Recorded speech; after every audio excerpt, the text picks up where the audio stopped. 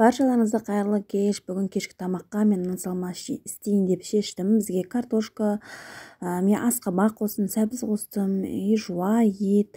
Бірінші осындай салмасын дайындап аламыз. Қамырды елеп қойған болатын тұғынмын. Барлығын өсіп қалуларынша турап аласыздар.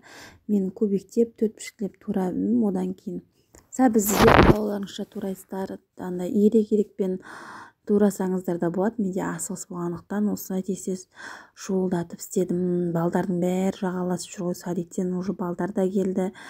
Осылай етімізді бәрін турап алдым. Пышақ деген өтпейді ғой. Бұл үйде еркек жоқ деп қоямыз. Еркек түгіл өзімізде осыны қайрап, кесенің түбіне қайрап аламыз әйтеуір. Осылай майымызды қыздырып қоямыз әбден. Жуаны қуырып аламыз. Жуадан кейін етімізді салып, одан кейін шамал қуырып, асқабақ сәбізімізді салып, әбден қуырып аламыз. Картошканы соңынан қарай салып аламыз. Ой, қамырым. Бірді көшер айдым. Көшмәді. Мама бір қамыр тамақ. Әмина.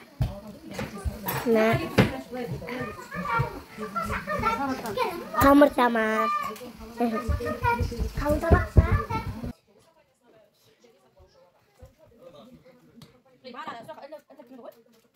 Осылай қамырды бәрін қайнатып алдым. Бірден сүзіп алдым. Маржанға ана жерден алып берші атында дәу-дәу болып кетті сүзетін.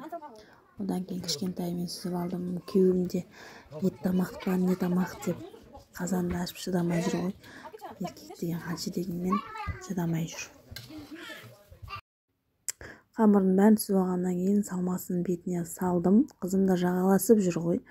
Мінекей дайын болды. Астарыңыз дәмді болсын. Ұнаса лайк басып пікір қалдырып, мені қолдап кетіңіздер. Сіздермен болған Әмина келіндеріңіз.